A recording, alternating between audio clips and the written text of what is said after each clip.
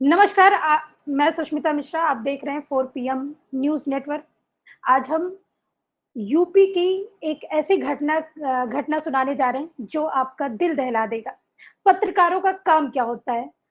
लोगों का जो भी अपराधी है या फिर कोई भी अ, जो निर्दोष है उनकी बातें सामने लाना, उनके लिए खड़े होना। लेकिन आज वही पत्रकार को किस कदर परेशान किया जा रहा है, ये भी आप देख लीजिए।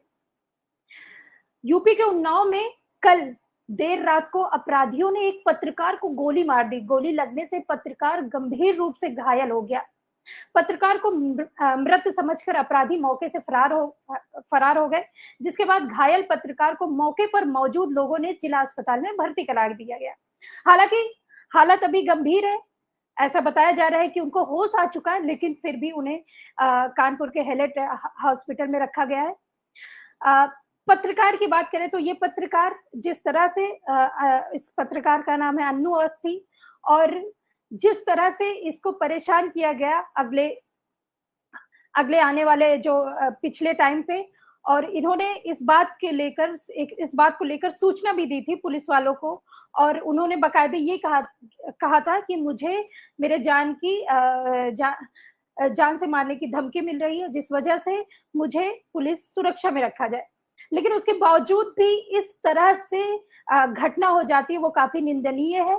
आपको पहले उनका एक बयान सुनाते हैं, जिस तरह से उन्होंने आरोप लगाए थे उन अपराधियों के ऊपर।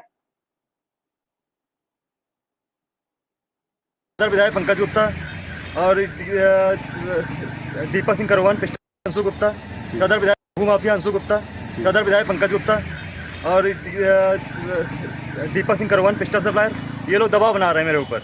मैंने भूमाफिया खबर चलाई थी, इसलिए मेरे को दबाव बना रहे हैं। हमको और मेरे परिवार को जान से खतरा है।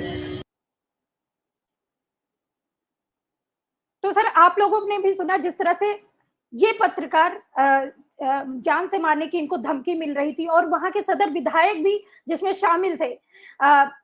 अशोक सर, पहले आपसे सवाल पूछेंगे कि जिस तरह से योगी राज में ये कहा जाता है कि सभी सुरक्षित है, और उन्होंने अपनी सुरक्षा की बात भी की थी कि मुझे सुरक्षा मुहैया करवाया जाए, लेकिन उसके बावजूद भी सुरक्षा नहीं मुहैया कराया गया। रीजन क्या है? देखिए, जो आप सुरक्षा की बात कर रही हैं सुष्मिता जी, अभी जब सुबह पत्रकारों ने एडिशनल एसपी से इस पर सवाल किया था कि इतनी सुरक्षा मन्नू अवस्थी मांग रहे थे कि उनको जान से मारने की धमकी दी जा रही है क्योंकि मामला सत्ता पक्ष से जुड़ा हुआ है। तो गुप्ता जी विधायक हैं, सदर पंकज गुप्ता विधायक हैं सदर से, और जो अंशु गुप्ता जिनका नाम वो बार बार ले रहे हैं, वो कोई छोटे मोटे गुंडे नहीं है। वो जो कोतवाली है, सदर कोतवाली, उसमें टॉप 10 हिस्ट्री सीटर में से एक है अंशु गुप्ता। तो इस खतरे का अंदेशा तो उस पत्रकार को था, तभी वो आईजी के पास गुहार लगा रहे थे, पुलिस अधीक्षक के पास गुहार लगा रहे थे। नेता प्रतिपक्ष अखिलेश यादव की प्रेस कॉन्फ्रेंस में जाकर भी उन्होंने इस मुद्दे को उठाया था कि किसी भी तरीके से मुद्दा अगर भड़क जाए तो बड़े अधिकारी इसमें संज्ञान लें, क्योंकि उनको ये बात पता थी कि ऐसा हो सकता है। अच्छा, उन्नाव जिले में कोई ये पहली घटना तो ऐसा हुआ नहीं। 3 साल पहले भी ऐसा ही प्रकरण था जमीन को लेकर गंगा घाट कोतवाली में, जहां पर भी एक पत्रकार को दिन दहाड़े गोली मार दी गई थी। 6 गोलियां उस पत्रकार को मारी गई थी, ऑन द स्पॉट मर गए थे। मन्नू अवस्थी तो बड़े भाग्यशाली हैं कि कम से कम अभी कम से कम 15-18 घंटे हो गए हैं और उनके हालत में सुधार हो रही है। हमारी भी शुभकामनाएं उनके साथ हैं कि जल्दी से जल्दी वो ठीक हो और वो खुद ही बताएं कि उनके साथ क्या क्या हुआ और किसने किया है। लेकिन जहां तक सुरक्षा की बात है ना, एंटी भू माफिया टास्क योगी आदित्यनाथ ने बनाया, वो कहां चला जाता है? क्या सत्ताधारियों के पास वो आके नतमस्तक हो जाता है? अब मामला अगर सत्ताधारी पार्टी से जुड़ा हुआ है, उनके विधायकों से जुड़ा हुआ है, तो ये सारा का सारा जो अमला, सारा का सारा कायदा कानून जो मुख्यमंत्री बनाते, वो धारा का धारा रह जाता है। हास्यास्पद बात यह है सुष्मिता जी कि जब सुबह एडिशनल एसपी से ये बात हो रही थी कि पत्रकार ने सुरक्षा की मांग की थी, आपने सुरक्षा क्यों नहीं दी? तो उन्होंने कहा नहीं जी, सुरक्षा तो हमने दी। दूसरा सवाल पूछा गया था कि कितने गार्ड उनके साथ सुरक्षा में थे? बोले नहीं, सुरक्षा अलग बात है और सुरक्षा गार्ड देना अलग बात है। उनकी बाइट है, मैं सुनवा देती हूँ, दर्शक भी समझ जाएंगे कि उनका क्या कहना है। नहीं, बिल्कुल बिल्कुल बिल्कुल सुनाइए। शिकायत की थी पुलिस से, बताया था कुछ लोगों को नेम्ड शिकायत की थी पुलिस से। क्या उन लोगों पर कोई अभी तक कार्रवाई की गई? उसमें पहले कार्रवाई हुई है, तो कार्रवाई चल भी रही है और अभी जो अगर उसमें नामजदगी उन लोगों की संलिप्तता पाई जाएगी तो उसमें कठोरतम कार्रवाई की जाएगी। नहीं, पहले भी उन्होंने अपनी जान का खतरा बताया था, तो क्या सुरक्षा उपलब्ध कराई गई थी? क्या उनको सुरक्षा दी गई थी, जो सुरक्षा हमारी व्यवस्था होती है उसके अंतर्गत उनको सुरक्षा व्यवस्था दी गई। आज उनके साथ क्या सुरक्षाकर्मी थे?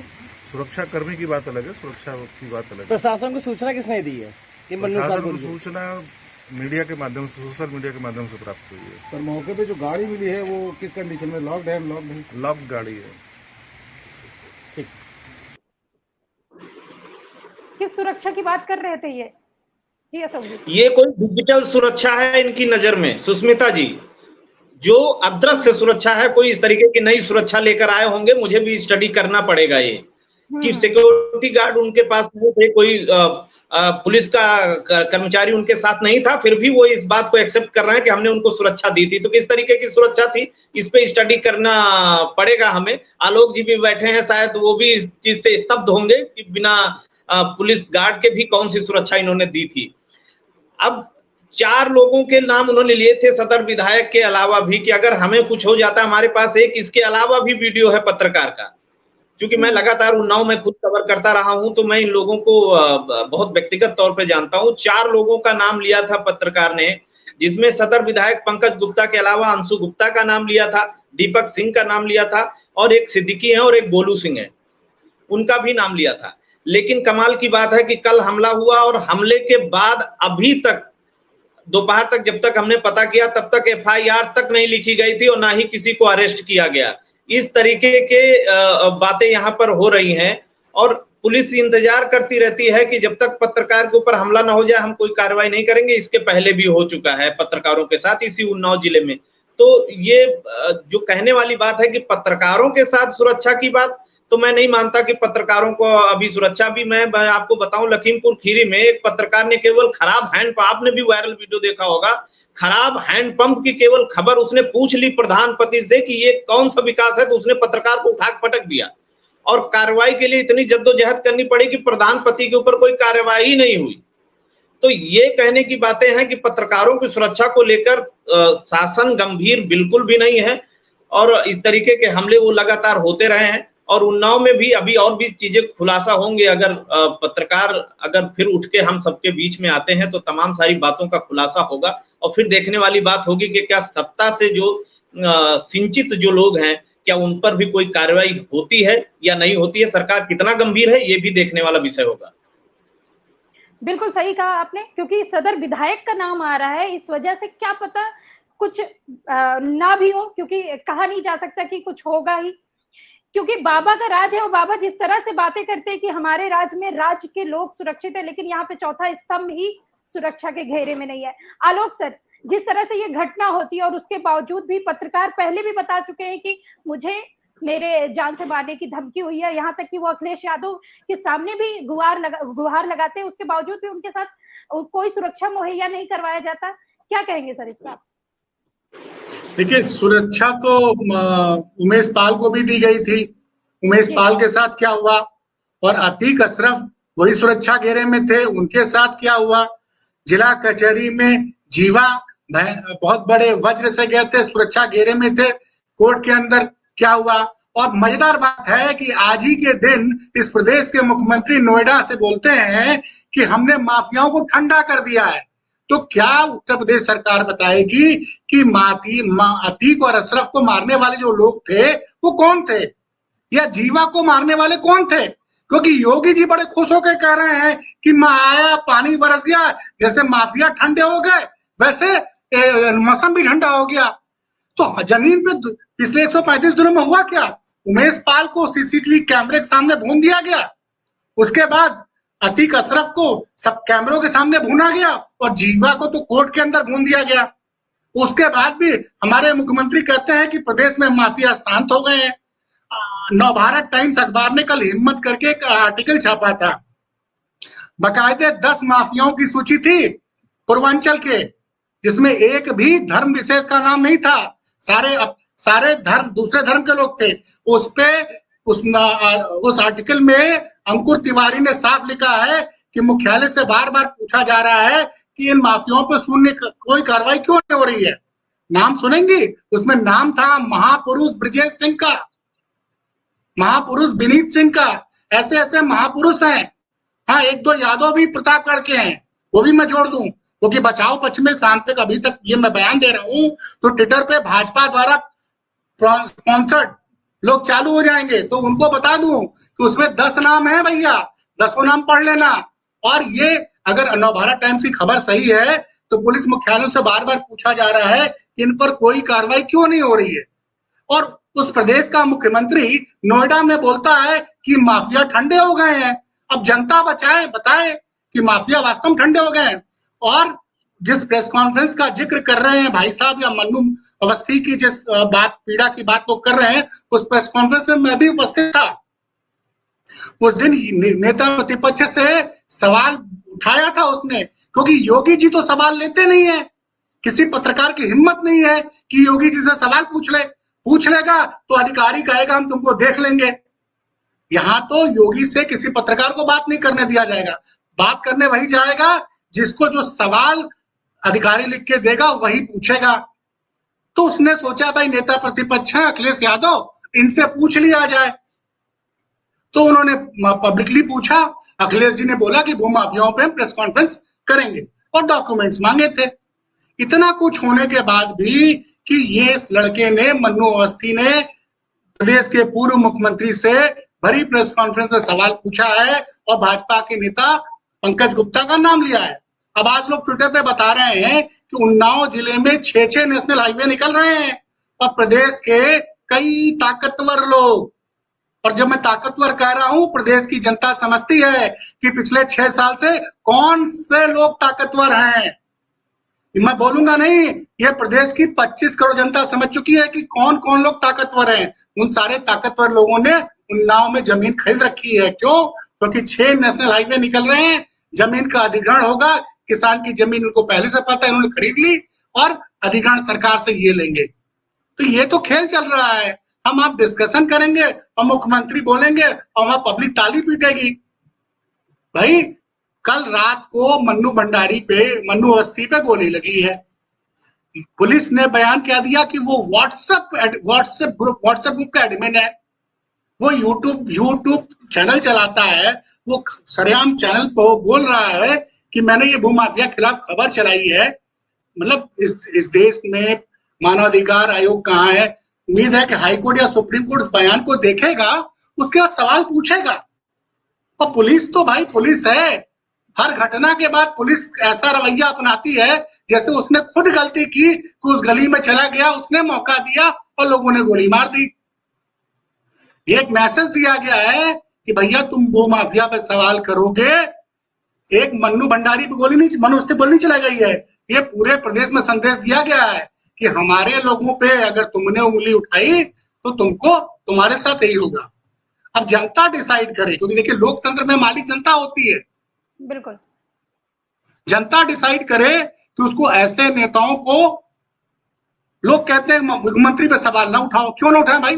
75 महीने से उत्तर प्रदेश का गृह मंत्री कौन है? योगी जी गृह मंत्री हैं। और ये जो अधिकारी बने हुए हैं, special ADG law and order, पिछले 2-3 सालों से उसी पद पे बने हुए हैं। ऐसा कौन सा फेविकॉल हुआ भाई साहब कि इलाहाबाद में घटना हो जाती है, लखनऊ में घटना हो जाती है, उसके बाद भी उनका ट्रांसफर नहीं होता है? मतलब एक आदमी जिस कुर्सी बैठ गया, किसी कोई जवाबदेही नहीं है। अगर उमेश पाल की हत्या के बाद इलाहाबाद के कमिश्नर को सस्पेंड कर दिया गया होता, अतीक की हत्या के बाद एडीजी लॉ एंड ऑर्डर को सस्पेंड कर दिया गया था, तो आज हर पुलिस वाले को पता होता कि भैया ये जो है अगर मैं नहीं करूंगा तो मैं सस्पेंड हो जाऊंगा।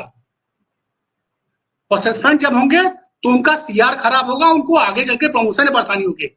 लेकिन यहाँ कुछ भी हो जाए, मैं पूछना चाहता हूं आपके चैनल के माध्यम से कि लोग बताएं ना कि पिछले 6 महीने में कौन सा बड़ा माफिया मारा गया है उत्तर प्रदेश की पुलिस की गोली से?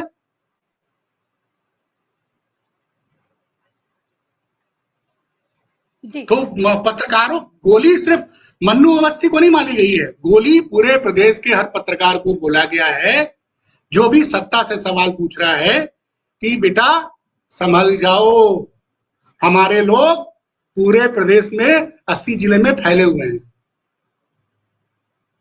जी, बिल्कुल सही कहा आपने। जिस तरह से पत्रकारों के साथ ये हो रहा है, अभी तक ये होता था कि पत्रकार से सरकार नाराज होती थी, नौकरी जाती थी, अब तो जान भी जाएगी। अशोक जी, जिस तरह से पत्रकार के साथ ऐसा हो रहा है और आगे आने वाले समय में क्या लगता है कि योगी सरकार में ऐसे ही पत्रकार परेशान होते रहेंगे कि पत्रकारों के लिए भी कोई कानून आएगा? सुरक्षा को लेकर तो कई बार योगी जी बयान दे चुके हैं, लेकिन बड़ी बात यह है ना, वो बयान ही दिया है, बाकी कुछ नहीं हुआ है। नहीं बयान दिए हैं, लेकिन हकीकत तो यही है ना कि उसकी धज्जियां तो उन्हीं के नेता उड़ाते हैं। बिल्कुल। अब उन्नाव का प्रकरण देख लीजिए, तो वो सत्ता से जुड़ा हुआ है, पंकज गुप्ता उन्हीं के विधायक हैं।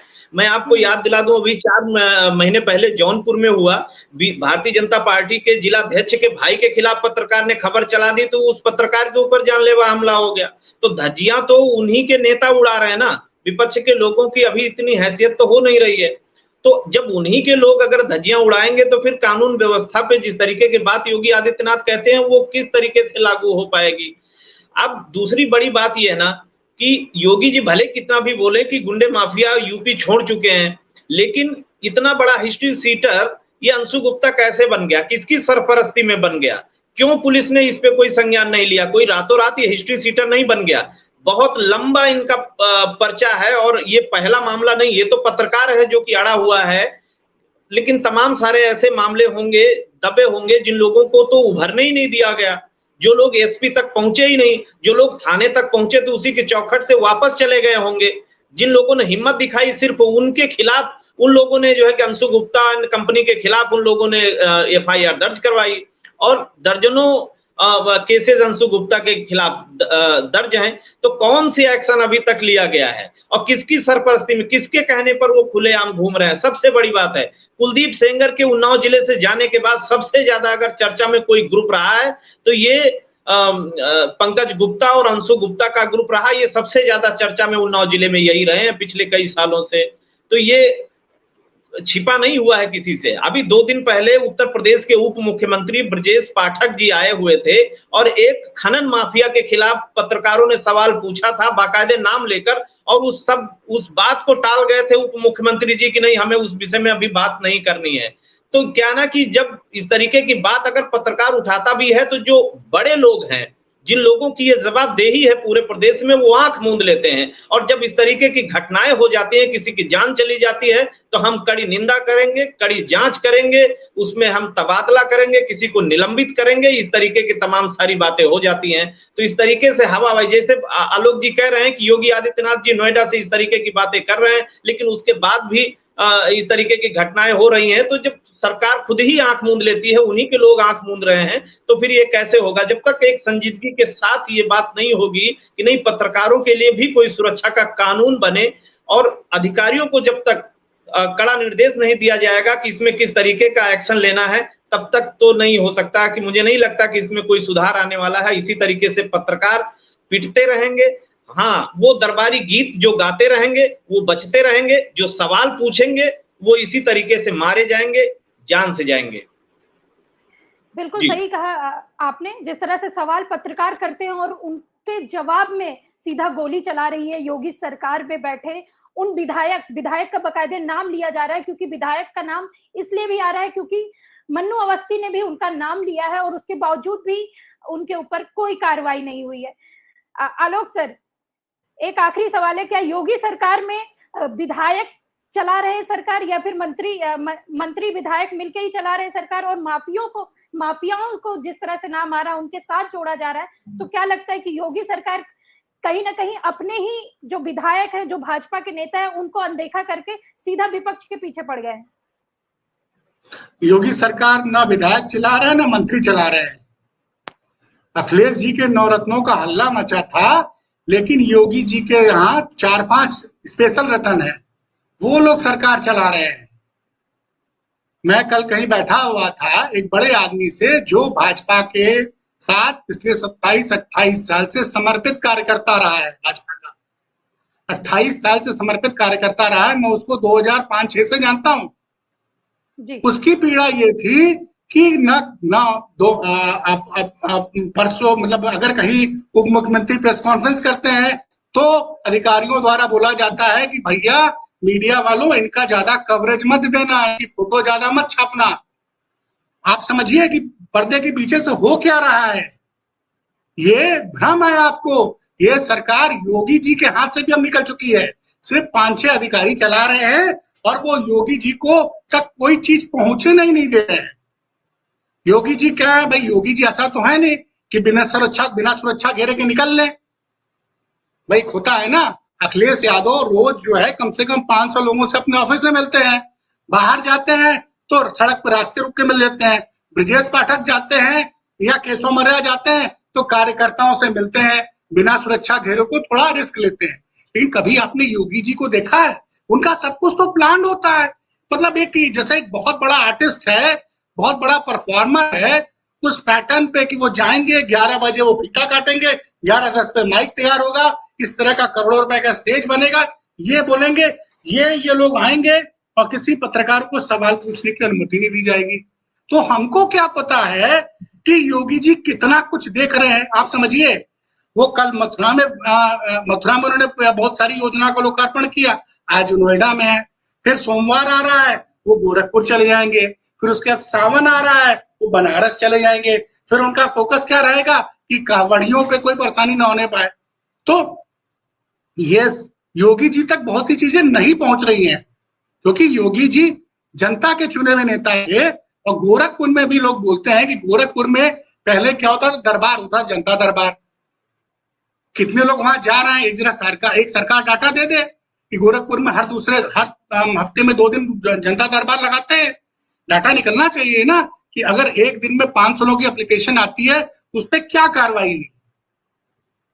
तो ये भ्रम तो मैं तो बहुत क्लियर हूं कि ये सरकार ना मंत्री चला रहे हैं, ना विधायक चला रहा है, ना योगी चला रहा है। ये चला रहे हैं 4-5 अधिकारी, क्योंकि भाजपा के अंदर में गजब की एक अघोषित वार चल रही है। योगी जी और अमित शाह के बीच लोग बताते हैं, यहाँ पे केशव मौर्य की पॉपुलरिटी से लोग अलग परेशान रहते हैं। ब्रजेश पाठक भी ब्राह्मण खेमे के नेता बने जाते हैं।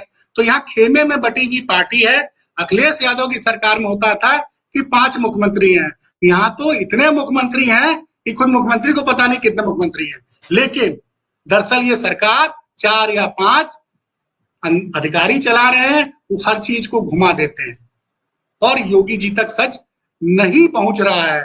अगर सच पहुंच रहा होता तो योगी जी इस तरह की चीजें न बोलते, क्योंकि चेहरा कौन है सरकार का? योगी है। उनको स्क्रिप्ट लिख के दे दी, वो बोल दिए।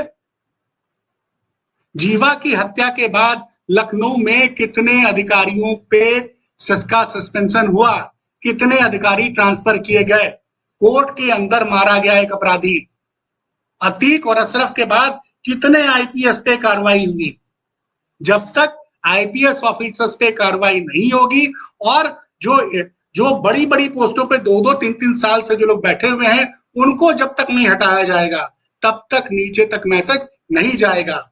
चांदी लूटने के आरोप में 50 लाख के आरोपी दरोगा का आ जाता है, खबर आता है, सब लोग चला देते हैं कि सस्पेंड हो गया और बर्खास्त कर दिए गए। ऐसे केसेस में क्या होता है कि वो बंदा जाता है कोर्ट से, उसकी नौकरी बहाल हो जाती है। अशोक जी आप भी जानते होंगे बहुत सी ऐसे केसेस जिसमें दरोगा और सिपाही को सरकार ने बयान जारी किया, बर्खास्त हो गया।